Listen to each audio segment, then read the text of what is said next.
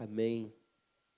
Diz assim a palavra do Senhor em Mateus capítulo 25, a partir do verso de número 31. Quando o Filho do Homem vier na sua majestade e todos os anjos com ele, então se assentará no trono da sua glória. Todas as nações serão reunidas em sua presença, e ele separará uns dos outros, como o pastor separa as ovelhas dos cabritos. Porá as ovelhas à sua direita e os cabritos à sua esquerda. Então dirá aos que estiverem à sua direita: venham, benditos do meu Pai, venham herdar o reino que está preparado para vocês desde a fundação do mundo. Porque tive fome e vocês me deram de comer. Tive sede e vocês me deram de beber. Eu era forasteiro e vocês me hospedaram. Eu estava nu e vocês me vestiram. Enfermo e me visitaram. Preso e foram me ver. Então os justos perguntarão: quando foi que vimos o Senhor com fome e lhe demos de beber, de comer, ou com sede e lhe demos de beber? E quando foi que vimos o Senhor como forasteiro e o hospedamos, ou nu e o vestimos? E quando foi que vimos o Senhor enfermo ou preso e fomos visitá-lo? O rei respondendo lhes dirá: em verdade lhes digo que, sempre que o fizeram a um desses meus pequeninos irmãos, foi a mim que o fizeram. Então o rei dirá também aos que estiverem à sua esquerda: afastem-se de mim, malditos, para o fogo eterno, preparado para o diabo e seus anjos. Porque tive fome e vocês não me deram de comer. Tive sede e vocês não me deram de beber. Sendo forasteiro, vocês não me hospedaram. Estando nu, vocês não me vestiram. Achando-me enfermo e preso, vocês não foram me ver. E eles lhe perguntarão: quando foi que vimos o Senhor com fome e com sede, forasteiro, nu, enfermo ou preso, e não o socorremos? Então o rei responderá: em verdade lhes digo que, sempre que o deixaram de fazer a um desses mais pequeninos, foi a mim que o deixaram de fazer. E estes irão para o castigo eterno, porém os justos irão para a vida eterna. Amém, meus irmãos. Quando nós iniciamos, chega mais pertinho. Quando nós iniciamos a leitura desse texto, meus irmãos, o Senhor Jesus, ele nos diz o seguinte: quando vier o Filho do Homem em sua majestade, e ele aqui está descrevendo a segunda vinda do Senhor.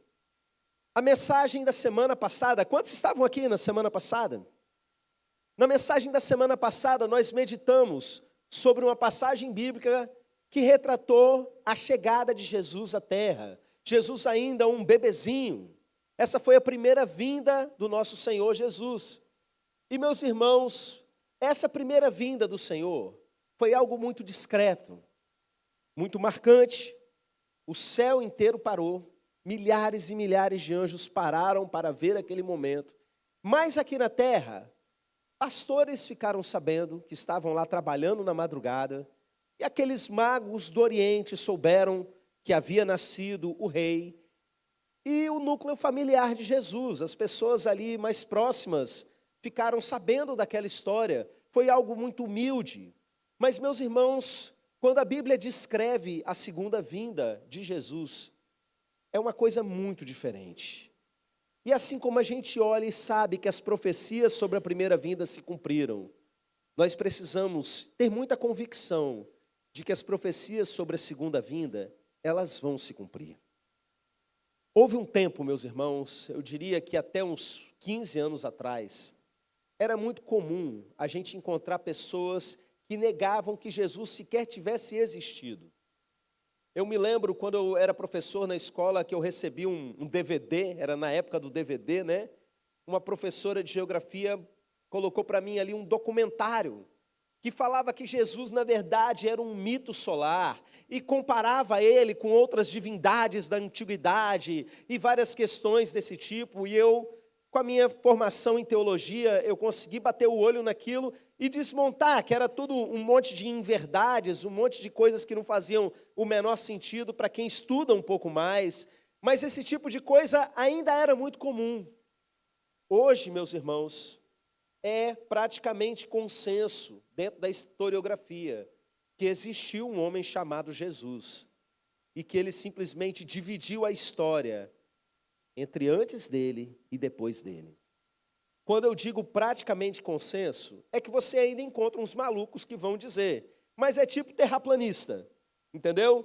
Gente sem estudo, gente sem argumento sólido, basicamente são os terraplanistas da história que vão chegar e vão dizer uma bobagem dessa.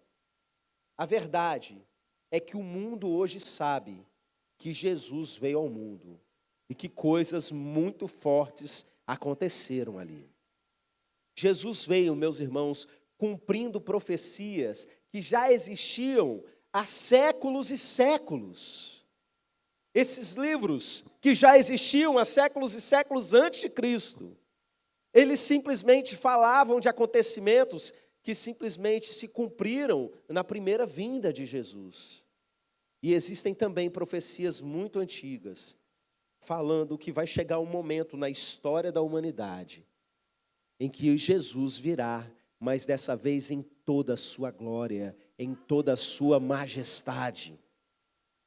A Bíblia diz, meus irmãos, que todo olho verá. O próprio Jesus ensinou que vai ser uma coisa que não vai restar dúvida.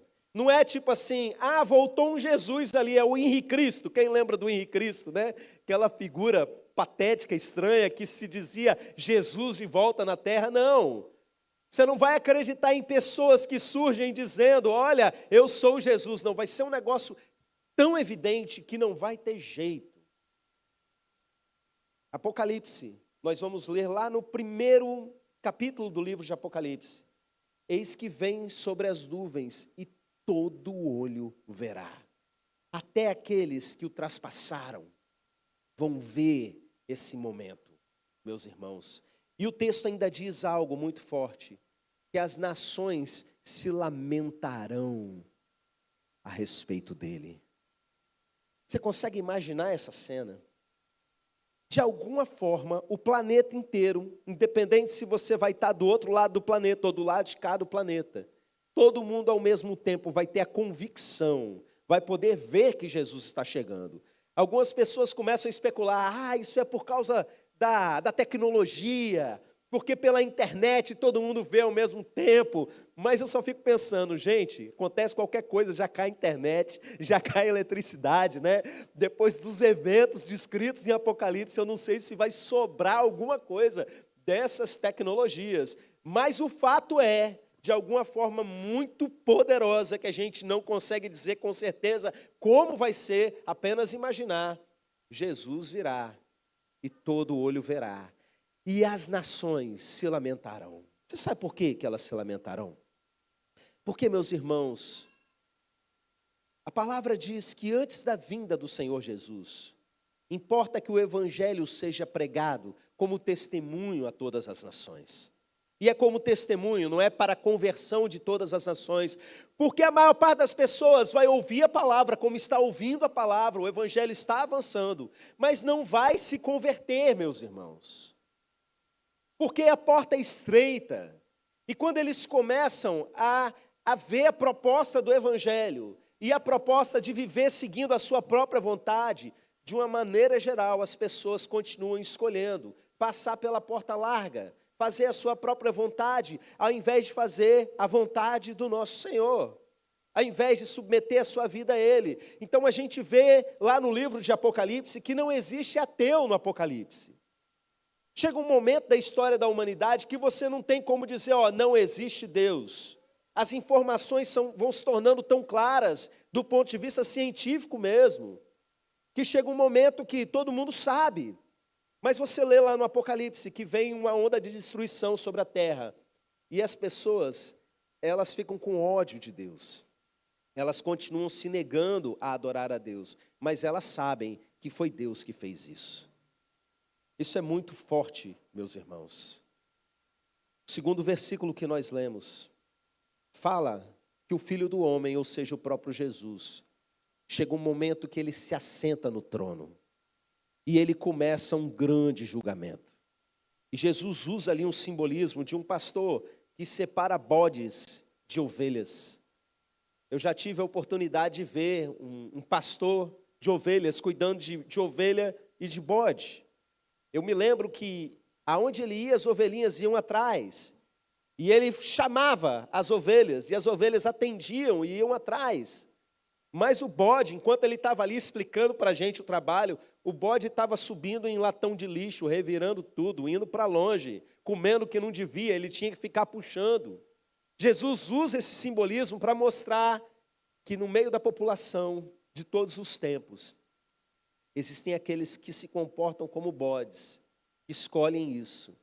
E existem aqueles que são ovelhas, mas vai chegar um momento que eles vão ser separados, um para um lado, outro para o outro.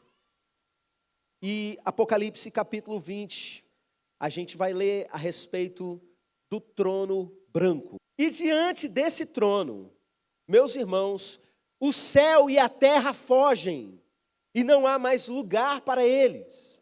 E diante do trono estão inclusive os mortos, diante do Senhor, para esse momento de grande julgamento. E livros começam a serem abertos. Inclusive um livro chamado Livro da Vida. E as pessoas começam a ser julgadas. Mas esse texto de Apocalipse vai dizer para a gente, meus irmãos, que as obras de cada um de nós serão julgadas. Nós seremos julgados segundo as nossas obras. E esse é o ponto central da mensagem de hoje.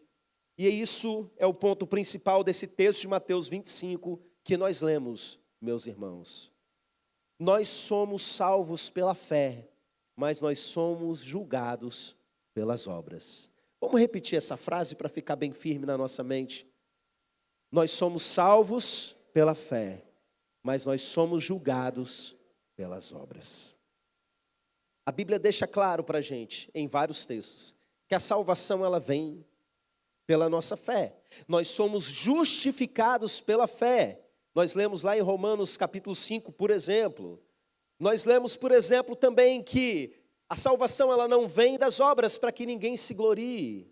Nós somos salvos pela graça, por meio da fé no nosso Senhor. Mas o julgamento que você vai viver, ele tem a ver com as obras que você fez. Você sabe qual é o impacto disso? Existem níveis diferentes de condenação e existem níveis diferentes de recompensa. Quem estava aqui no culto de quarta-feira me ouviu pregar ali uma mensagem expositiva em Filipenses 3, o finalzinho de Filipenses 3, até o verso 1 do 4. Quem não estava aqui, entra lá no meu canal, você encontra essa mensagem. E a gente vê Paulo explicando um pouco sobre o que é a coroa que nos aguarda. Texto muito interessante a respeito desse assunto.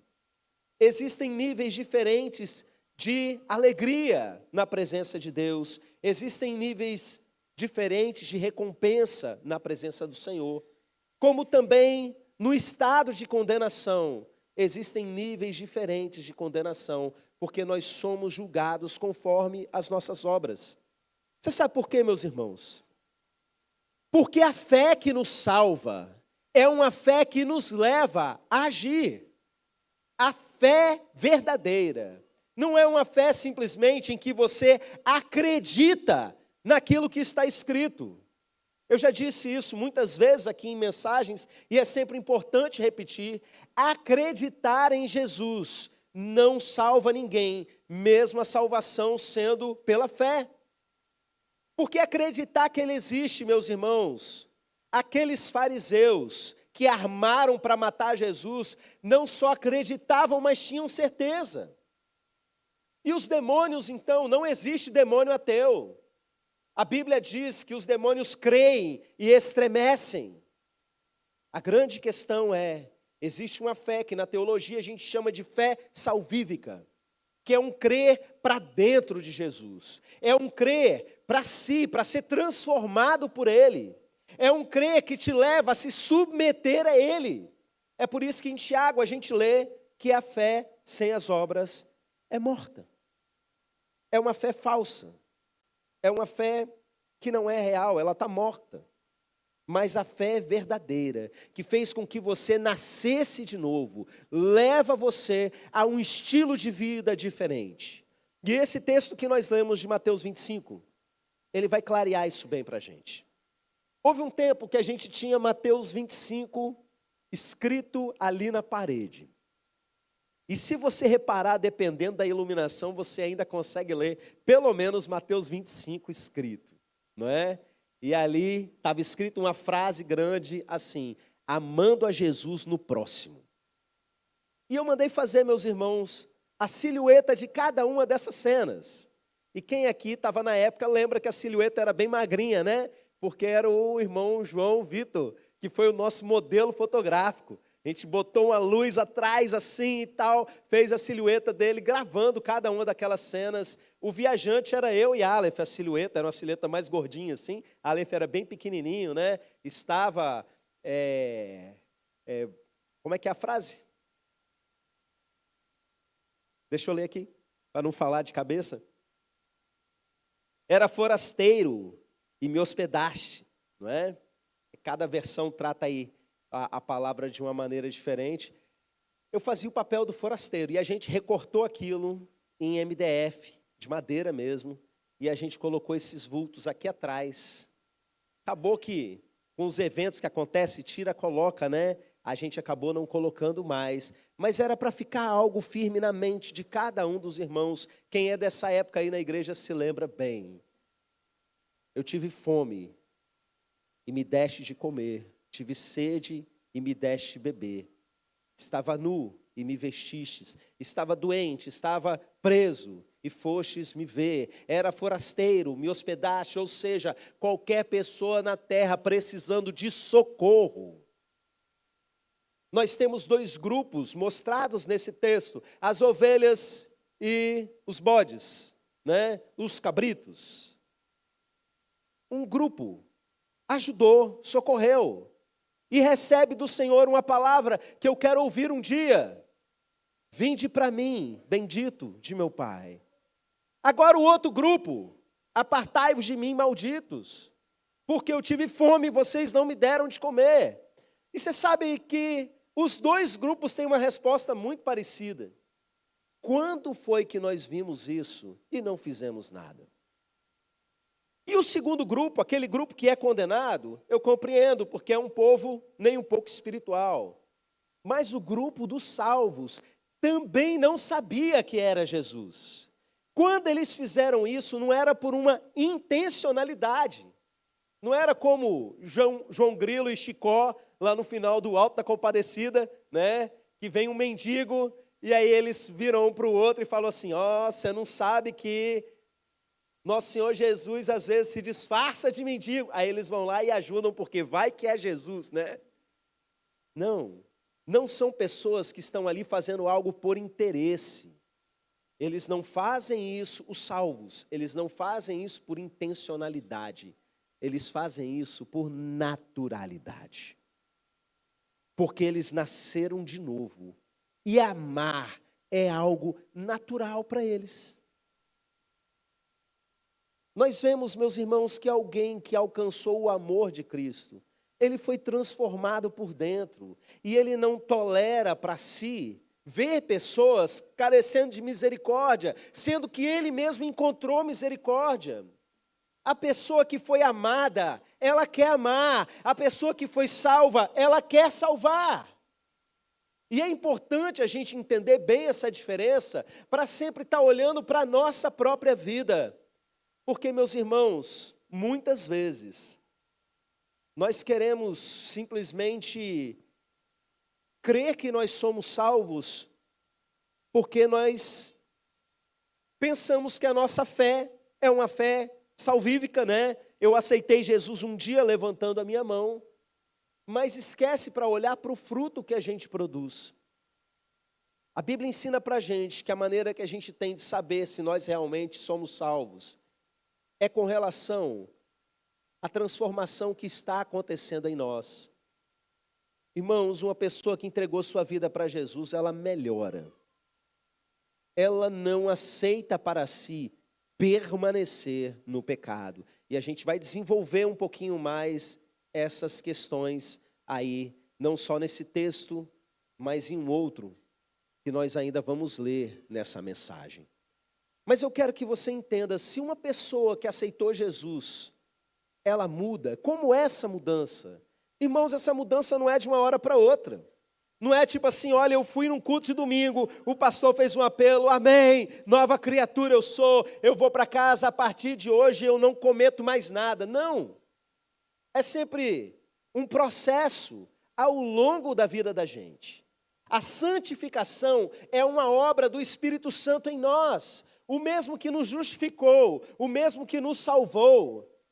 Ele vai, dia após dia, trabalhando na renovação da nossa mente, trabalhando no quebrantamento do nosso coração, para que a gente abandone o nosso orgulho, a nossa soberba, a nossa mentira, os nossos vícios, a nossa frieza de coração, a nossa capacidade de olhar para a pessoa e não se importar com o sofrimento dela. Santificação é uma obra de Deus em nós.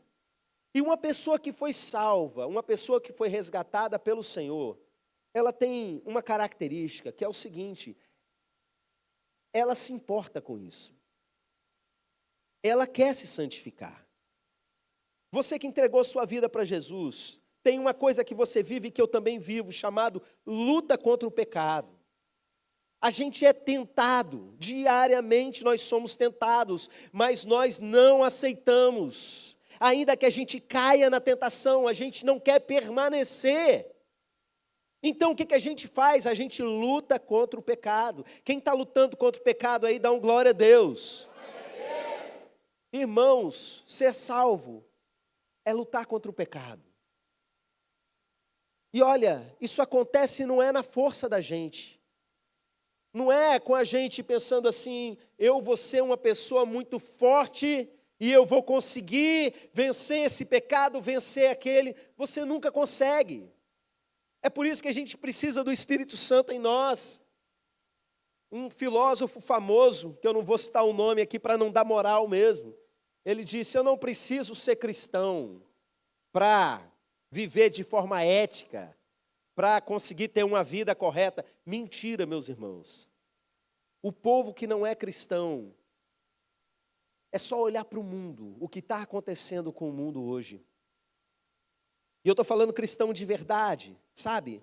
Porque, como eu disse para vocês, tem muita gente que crê, que se declara cristão, mas vive uma vida de ateísmo na prática. E vive uma vida sem luta contra o pecado, totalmente entregue a essas coisas. As pessoas sem o auxílio, o amparo do Espírito Santo dentro de si, estão cada vez mais entregues a todo o tipo de pecado. E olha só, você quer vencer o pecado na sua vida? É se aproximando do Senhor que você vai conseguir. É você fortalecendo a sua vida espiritual, é você se enchendo de Deus que você vai conseguir vencer esse pecado que muitas vezes está sendo tão cruel na sua vida. É você buscando na palavra, é você buscando na oração, é você perseverando na comunhão com os irmãos, sabe? Convivendo, perdoando, sendo perdoado, caminhando junto, lado a lado, sendo igreja, meus irmãos, que é a habitação do Senhor.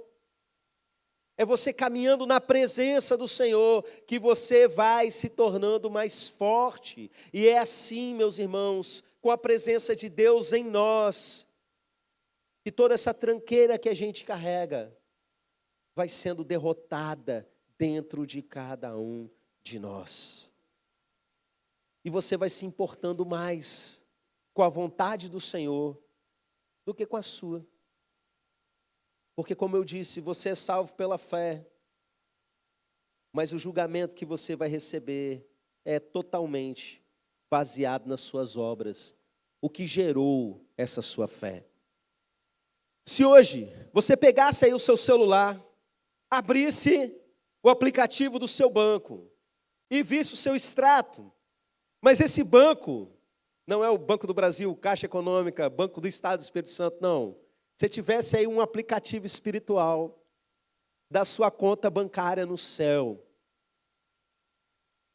ou no caso de quem ainda não entregou sua vida para Jesus, a sua conta está no vermelho, né? O que está sendo acumulado de juízo sobre a sua cabeça.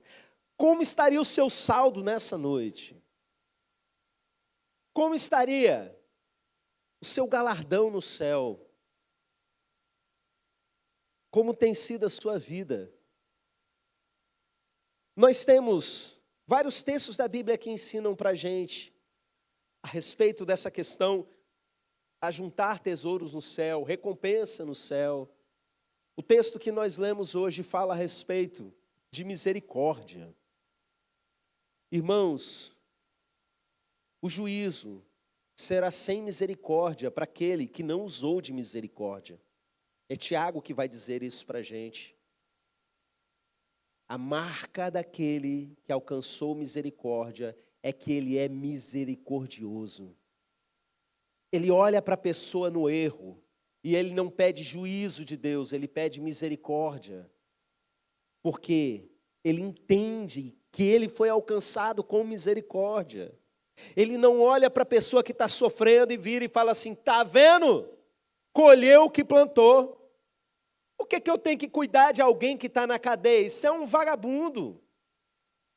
Ah, esses imigrantes que estão aqui, vêm lá do Ceará, vêm lá da Bahia, né? Aqui em Nova Almeida tem muita gente que chega da Bahia, e vem para cá encher a paciência. Você consegue olhar para as pessoas, independente da situação delas, com um olhar de amor e misericórdia.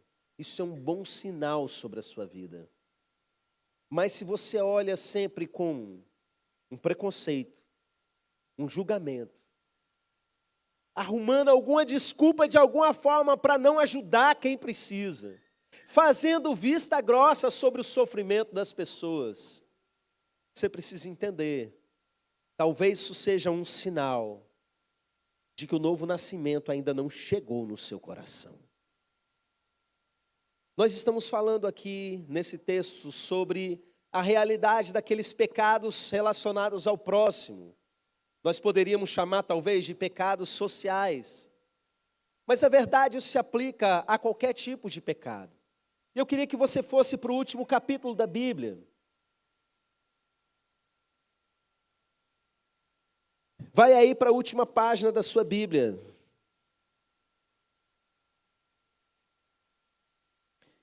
Vamos ler os versos 14 e 15 de Apocalipse 22.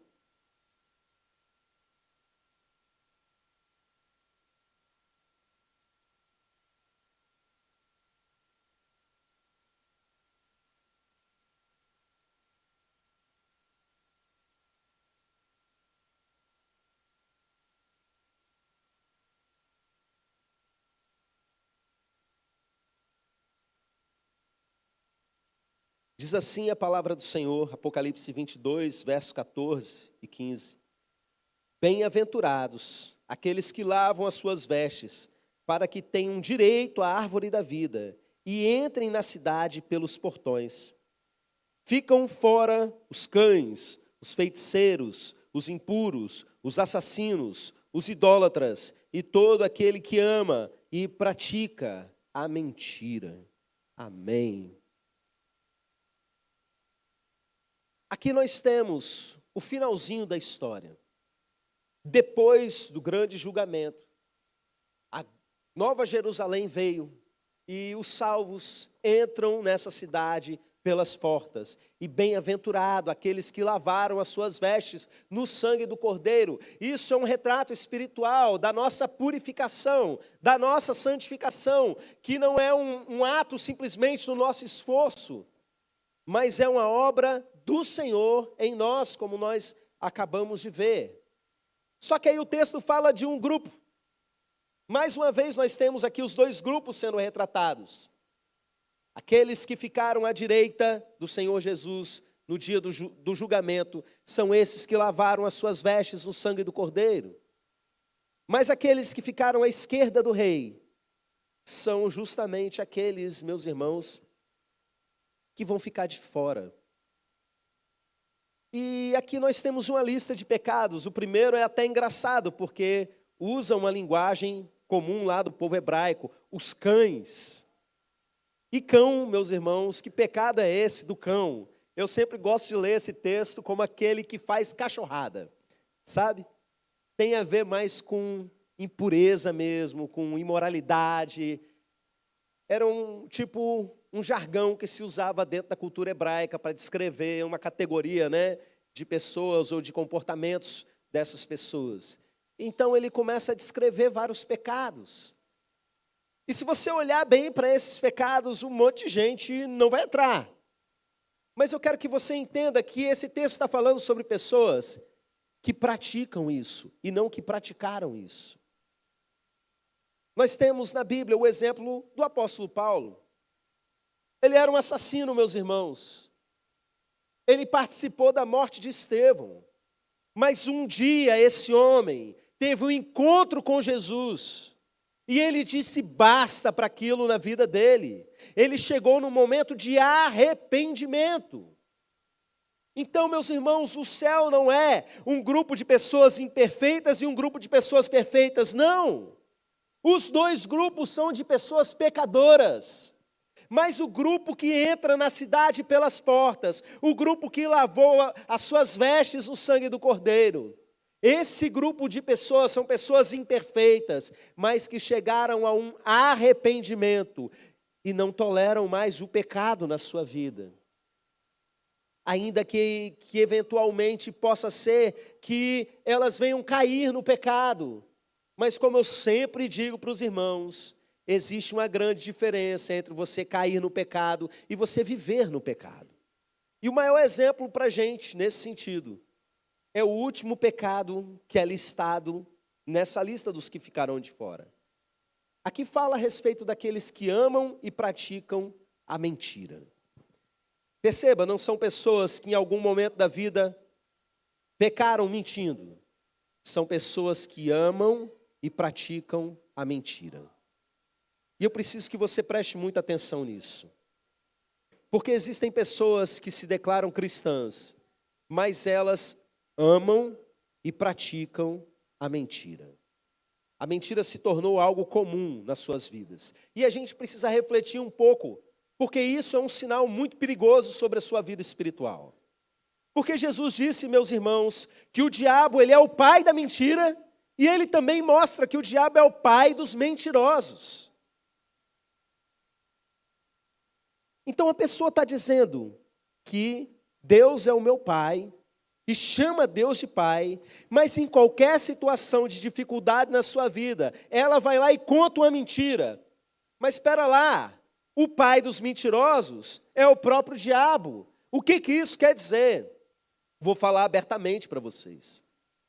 Uma pessoa que considera possibilidade de contar mentira para ficar escapando de uma situação, para resolver um problema aqui e ali, o que ela está fazendo na prática é o seguinte: Deus, eu não quero que você interfira. Eu não quero o seu agir na minha vida, porque eu estou chamando agora o Satanás, o meu papai, para vir me ajudar. É isso que está acontecendo, meus irmãos. A pessoa está chamando o pai da mentira para vir agir na sua vida. Então você pode passar a semana inteira pedindo para Deus agir, para resolver um problema na sua vida. Na hora de resolver, você vai lá e joga uma mentirinha. Ah, mas é uma mentirinha comercial. Eu menti porque eu precisei mentir. Você que acha que precisa mentir na sua vida, o que você está dizendo é: Deus, não se meta na minha vida. Eu tenho um pai chamado Satanás e eu me entendo com ele. É isso que você está fazendo. Você percebe que amar e praticar a mentira não combina com ter Jesus como Senhor da sua vida, não combina com ter o Pai nosso que está no céu como Pai sobre nós. As duas coisas são incompatíveis. Um servo de Jesus, quando ele percebe que ele contou uma mentira, imediatamente ele quer desfazer essa mentira. Imediatamente ele quer trazer a verdade à luz, ainda que isso lhe traga vergonha e constrangimento. Ele vai se arrepender do seu pecado e vai trazer a verdade à luz. E vai pedir força para Deus para não cometer mais isso. É assim que gente salva vive, meus irmãos. Mas aquele que vai empurrando, vai sustentando a mentira e vai continuando. Muito provavelmente, se você é essa pessoa, há um defeito aí de fabricação. Você pensa que você nasceu de novo, mas você ainda não conhece a Cristo. E essa mensagem é uma mensagem de chamada ao arrependimento. Mais uma vez. É uma mensagem para lembrar a igreja que as nossas obras estão sendo computadas, que o Senhor Jesus se lembra cada vez que a gente demonstra um ato de amor. É uma mensagem para fortalecer a sua vida enquanto salvo, mas é uma mensagem de confronto para você que está brincando com Deus, que diz que está tudo bem porque você acredita que Jesus é real, mas você ainda não nasceu de novo, ainda vive na mentira, ainda vive na falta de misericórdia, ainda vive em qualquer pecado que seja. Não importa o dano que vai causar para você fazer a coisa certa, faça a coisa certa. Existem irmãos nossos morrendo por fazer a coisa certa. Em vários lugares do mundo, onde é crime ser cristão, existem pessoas morrendo, sendo decapitadas, sendo torturadas por fazer a coisa certa. E você muitas vezes tem sustentado um pecado na sua vida, sobre as desculpas mais esfarrapadas do mundo. Essa noite é uma noite para você se acertar com Deus.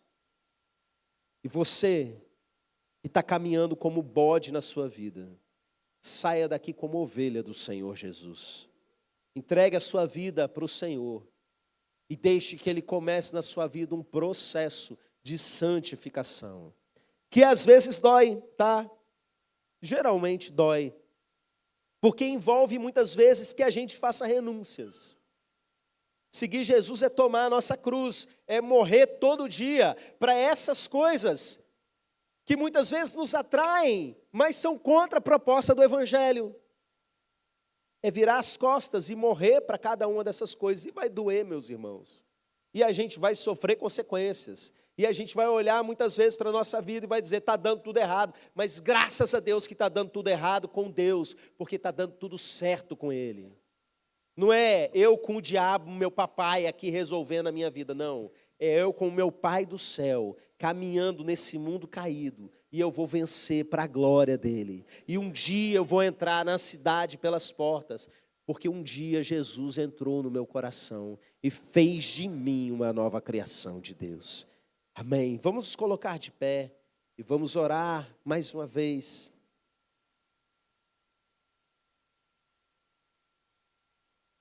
Eu quero que você, que precisa se acertar com Deus, faça uma oração. Eu vou dar um tempo para você fazer isso.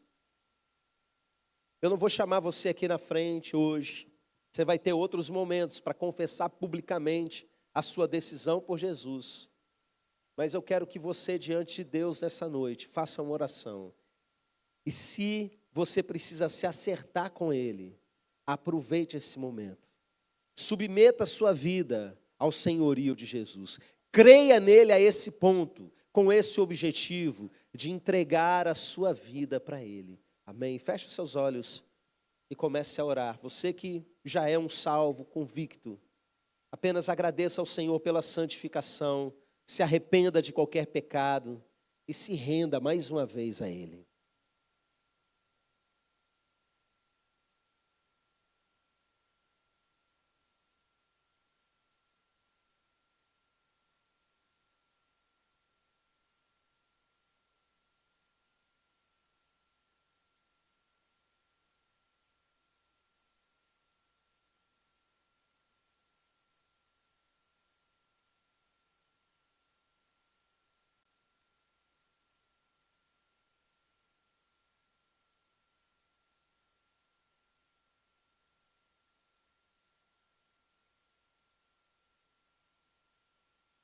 Pai querido, ouve a oração do teu povo. Eu sei que tem gente aqui contrita, arrependida diante do Senhor. E nós queremos agradecer ao Senhor, porque eu sei que isso é obra tua, foi mediante a tua palavra, meu Pai. Eu não estou aqui para colocar medo no coração das pessoas, muito pelo contrário, estou aqui para que elas não andem mais assustadas, não andem mais cheias de temor, meu Pai, cheias de medo, mas que andem leves na Tua presença, meu Deus. Por isso eu peço ao Senhor, meu Pai, vai quebrantando até a última estrutura, meu Deus. Que não saia ninguém depois dessa mensagem com dureza no coração, com frieza no coração.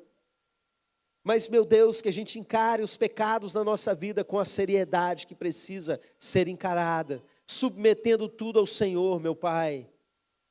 Eu oro por aqueles que ainda precisam nascer de novo, que nessa noite eles tenham um encontro verdadeiro com o Senhor. Sobre nós que já fizemos isso um dia, eu peço que o Senhor quebre toda soberba no nosso coração, todo orgulho do nosso coração, todo sentimento que às vezes nós carregamos de que nós somos mais santo que um que o outro, melhores que um que o outro, e muitas vezes nos impede de transmitir socorro, misericórdia sobre aqueles que estão sofrendo. Abre os olhos do teu povo, meu Pai, abre os olhos da tua igreja, para que haja misericórdia, meu Deus, para que todos possam caminhar, meu Pai, em santidade, seja em qual sentido isso for, em nome de Jesus. E que a graça e a paz do nosso Senhor e Salvador Jesus Cristo, o amor de Deus Pai e a comunhão do seu Santo Espírito seja com cada um de vocês, meus irmãos, e com todo o povo de Deus espalhado pela terra. Amém e amém. Deus abençoe vocês. Uma boa semana a todos.